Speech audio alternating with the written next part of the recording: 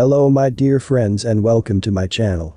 Don't forget to make yourself a cup of something hot and tasty if you want, because today we have very interesting stories, and one of them is a story about a woman who caused a scene in a restaurant and then called the police. Please subscribe if you haven't and I hope you'll enjoy it. Some people just do not understand the role of a lifeguard. I worked as one for 2 summers on the early morning weekday 6 to 10 a.m. shift and had very few customers because the trailer park and RV resort I worked at was a sad affair, mostly populated in the winter by snowbirds anyway. The few customers I had who were in the RV park on vacation were almost universally horrid. The most memorable beyond your usual ones who didn't want me to tell their kids to stop running or didn't like the no glass bottles on the pool deck rule were these. 1. An entitled mom tried to drop off 2 kids under the age of 6. When I told her she couldn't do that, she called me lazy. Since I had no other customers, why couldn't I watch her kids? Because I was a lifeguard, not a babysitting service. Because it would violate our insurance policy. Because other people could theoretically show up and I'd need to watch them in the pool. She proceeded to get all huffy and insist, but I'm on vacation too. I deserve a vacation. Well, maybe you shouldn't have had kids, but at this point hire a babysitter. Somewhere in here I got the hard to be a single parent rant. She eventually told me to freaking watch them and just walked off, so I called the police per our policy on abandoned children, which I'd just made up on the spot. This place was not together enough to have a policy for that. She was not pleased with the resulting visit from multiple authorities, cops and child services. She did try to go to the manager of the resort to complain, but he was perpetually drunk or hungover. That was not a useful escalation path, to put it mildly. 2. We often had some local kids break into the pool overnight to party. Usually when this happened they just left beer cans around and the gate open. Whatever. Anything solved with a trash bag isn't a big deal. However, this time the gate being left open resulted in an alligator in the pool. My manager being useless, see above, I locked up the pool area, put out the closed sign I used during my breaks, and called Fish and Wildlife Services. Now, if you've ever called Fish and Wildlife Services about an alligator in your pool, hi, Floridians, you know they aren't going to come quick. It was my bad luck that this was one of the rare days somebody tried to use the pool at the butt crack of dawn. Worse, it was an entitled witch with 3 kids who full tilt showed up at 6:15 a.m. with everybody in swimsuits, water wings, a giant pool lounger and cooler. I politely explained the pool was closed due to an alligator having gotten into it overnight, and the father went full rage monster on my tiny 17-year-old self. I'm talking red-faced, screaming, punched shrubbery, yeah, that looked as silly as you think, and basically demanded I open the pool immediately for him. Did he want to swim with the alligator? I didn't ask, fearing the answer might be yes. I repeatedly politely explained the situation as he got angrier and angrier. He actually demanded I get in and remove the alligator myself. How about no? Eventually he demanded a refund. I could not do that and tried to send him to my manager, lol, see above. He insisted I was the one refusing him service, so I had to give him his refund and tell him exactly when the pool would be reopened. Neither were possible. They were on vacation and were there to swim. Plus he wanted me to store all their pool crap in our clubhouse. It was a glorified shed with an outdoor shower on the back. Of course, I could not do that for liability reasons. He wound up throwing all his stuff in front of the clubhouse door and storming off to find my manager. I don't believe he ever did. If nobody was scheduled to check in or out, that was not gonna happen. I loaded the abandoned property in my golf cart and drove it up to the main office, where I locked it in the manager's office per policy that I'd just made up. Fish and Wildlife did eventually come and relocate the alligator some time after my shift was over. The family never did retrieve their stuff successfully, nor did they get that refund. Turned out our real policy on abandoned property was to take what you wanted and toss the rest in the dumpster. 3. The groundskeeper was no more reliably sober than the manager. One morning while I was on duty, he'd been in the hooch quite a bit, possibly since the night before.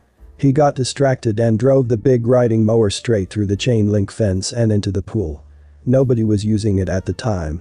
He swam out and wasn't hurt one bit. I locked up, put out my closed sign, then stood around with the drunk groundskeeper staring at the mower in the pool in vague horror. Oil, gas and grass clippings from it had seeped out and floated to the top. The whole thing looked like a huge mess. I had no idea who to call for this one. The groundskeeper was drunk enough to think it was hilarious and had a giggle fit. I got the drunk guy off the pool deck, always a good idea, and tried to call down to the main office to my manager. That failed as hard as it always did for customers. This was beyond me, so I plopped down in a chair outside the gaping hole in the fence to make sure nobody went in. Because Murphy's Law is legit, a pre-Karen's Karen with a bad 80s perm showed up. She and her kids wanted to go swimming. I explained the situation. She screamed and yelled at me. They'd paid for a pool. They were on vacation and she'd promised her kid swimming. They were going to swim. She literally insisted I was lying about the mower in spite of the obviously wrecked fence and demanded to go inside to swim with her kids. She was on vacation. I couldn't possibly deny her kids their rightful time swimming. They'd been promised. Eventually she physically shoved me aside and went over the wrecked fence, only to see that there really was a giant riding mower in the pool. Her shriek of horror was music to my ears. She demanded a refund. She demanded a voucher for somewhere else to take them swimming. She demanded I be fired, to me which was extra random as nobody else was around by then. She finally, blissfully, ran off to my manager threatening to sue for I'm not sure what. Pre-Karen got nowhere with my manager. Surprise. Turns out, this was not the first time this had happened. My worthless manager actually knew a guy who had construction equipment that could pull the mower out of the pool. It was closed for about 2 weeks for removal and repairs, which were shockingly minor. I still got paid to hang out there and do nothing most days, because I also ran the mini golf course, which was just as sad as the rest of the resort. Sadly, I was not on shift during the removal because that was almost certainly entertaining. This job sounds really eventful, but most days I sat in the clubhouse and read library books. More happened on the city bus I took to and from work than at work. Great little gig. I would have joined the groundskeeper laughing over his parking job. And the one good thing about climate change is that sad rotting excuse for a state will disappear beneath the waves. So a bit of background: I am a new law enforcement officer at my agency, and it's my first month out on my own. It was near the end of my 12-hour shift, and it was a busy day, lots of reports and calls. So my dispatch sends out a call to a local fast food Mexican place about a woman who was calling to have a cop show up. It wasn't in my area, but I was the closest to the unit, so I picked it up. Boy did I regret it. I arrive at scene and I met everyone involved. EM. Entitled Mom, IK. Innocent kid who looks in her mid-teens, NM. Manager. EM and EK are waiting in the dining area with the manager by the counter. Hello ma'am, I am OP, and you called to speak to a law enforcement. EM cuts me off. About time you show up, I demand that you arrest the manager of this place. Very confused. Okay, what did he do to you? He tried to poison my daughter, and he won't give me a refund. How did he try to poison your daughter? We are vegans and this man put meat in her food, and when I demanded a refund he refused. I want him arrested now. So I go to the manager and start to speak to him about what happened. So what happened today? EM comes in and orders a meal, and told me yes, EM's daughter got the wrong meal. EM goes ballistic and approaches the counter and starts cussing out my employees, and then throws the food on the wall. When I offered to replace the meal she called me a insert skin color slur and called you guys. I look over the manager's shoulder and there is food on the wall from where she threw it. Now the problem is I cannot make the restaurant give her money back, and this is a civil issue, so I have no legal authority on the matter. So I go back to my patrol car. I get the corporate number for the restaurant. I go talk to EM, who was talking to IK about how mommy was going to take care of everything. Ma'am, here is the number to the corporate office as this is a civil matter. I have no legal authority to force a private business to do anything, and the manager did not commit any crime. What did your simply high school education brain not hear me? He tried to poison my daughter. Arrest him. I had to take a step back because at this point she was screaming in my face. It kid buries her head in her arms as she was bright red. Ma'am, he mistakenly gave you the wrong order, attempt to fix it, and you refused to accept it. Your dietary preference was violated, but there was no attempt to poison your daughter. I want to speak to your supervisor. At this point put out on the radio for my supervisor, but they are busy with shift change. I look at the manager who walked up to me with that I am tired of this lady crap look on his face. I would very much like this lady to leave. I can trespass her if you like. The manager smiles and says yes. My supervisor arrives at scene a little while later, and I explained what was happening and what the manager wanted. So my supervisor walks to EM and speaks to her. He comes back over to me, holding back laughter. He told me that said that I was unprofessional, cussed at her, and called her a vegan witch, and asked for my information so that she can file a formal complaint against me. I guess didn't realize the big black box in the center of my uniform was a body camera, and my supervisor knew me from our time together in the military, so he knew she was full of it. So the manager filled out the paperwork to have her trespassed from the property. My supervisor let me tell her. "Ma'am, as I said before, this is a civil matter, but you have been trespassed from this property, and you must leave or you will be subject to arrest. I am tax-paying citizen of this county, that stupid, insert same slur, is probably illegal. You should be arresting him, I am going to have your badge for this." Now what happened next is what makes this story crazy. IK, who has been silent the whole time, stands up and speaks. "Mom, cut the crap, you eat meat and we all know it, just stop it, you're making it way worse than what it needs to be." All of us were in complete disbelief at what IK said, and turns bright red and walks out of the restaurant, IK following her. The restaurant manager thanks us, and I finally get to go home after surviving my first encounter with a Karen. Bet a steak dinner that she thought if she got loud, she'd get free food. Too many mangers etc. give in to get rid of them, and this creates a cycle of entitlement. I'd also bet corporate is going to hear about this. I can only hope the manager fills them in before they give in to her. This is the only experience I have ever had where an entitled parent and their entitled kid were disrespectful to one of my pets. I typically keep all of my pets indoors, and they don't have many interactions with strangers. This is mainly because none of them want to interact with people other than me, my mother and my best friend. After we adopted Sadie, however, because of how big she was and how cool she is, we did show her to a few families on our street, but quickly stopped that when we realized that Sadie did not like meeting new people. Cast. Me. Magical elephant. Entitled dad. Ed. Entitled kid. Ek. Turtle. Sadie. This happened in mid-2012.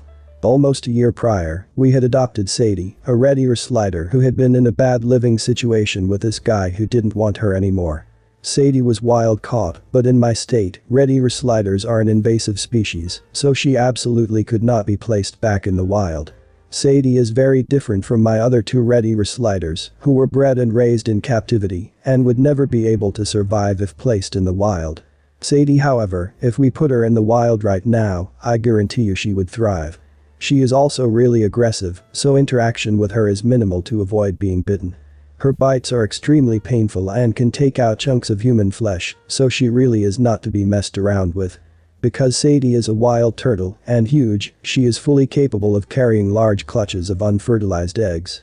Yeah, Red Ear Sliders and other aquatic turtle species do the thing that chickens do, they lay unfertilized eggs.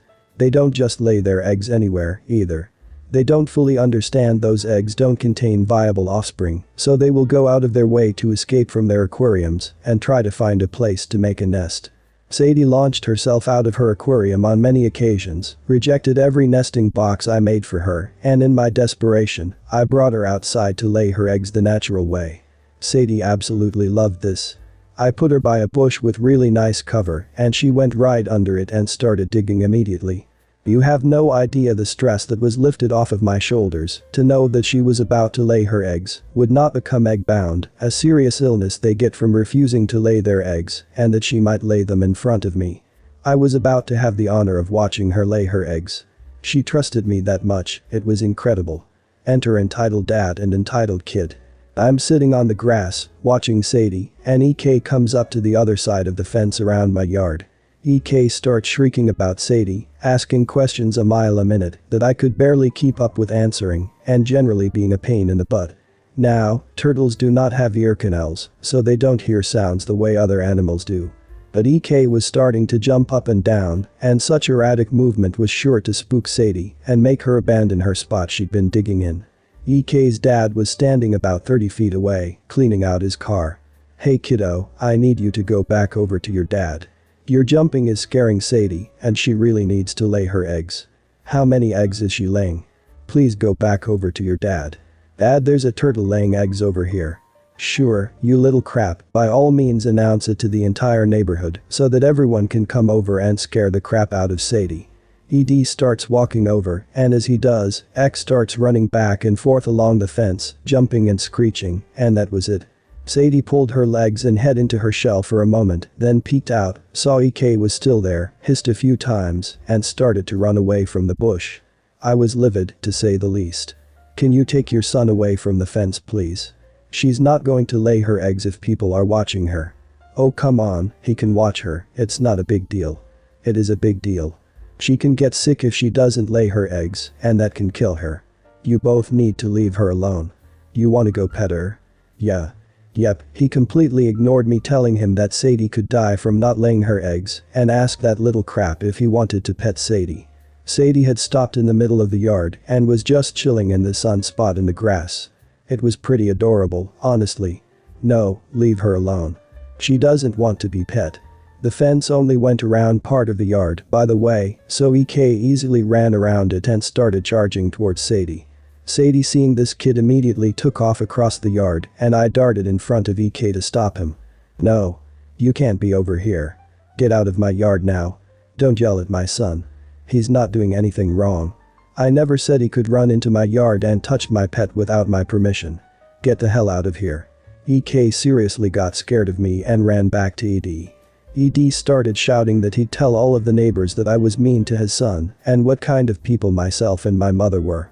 This backfired because a lot of people in the neighborhood knew a lot about Sadie and how easily spooked she was from having met her in the past. Unfortunately, after a few days of trying, I couldn't get her to lay eggs outside. We ended up taking her to the vet to be induced, which was an interesting process, lol, and she laid 1 egg. We had her induced a second time, and she laid 0 eggs. We didn't want to stress her out with another trip to the vet and painful shot, so we let her lay her eggs in her aquarium. She laid 1 egg every few days in the middle of the night over the course of a month. The grand total was 12 eggs, that includes the one she laid after being induced. What an idiot. You should try it again and legit call the cops if it happens again and nail them for trespassing and say they were also harassing you. Your turtle should be allowed to lay her eggs outside as she pleases with your supervision. Well guys, that's it for today. If you end up enjoying this video, please consider subscribing, and if you missed the last episode on the channel, I'm gonna link it right here. The story is about a woman who treated badly her pregnant daughter, OP, and then something happened. Check this out if you haven't, and I'll see you in my next video.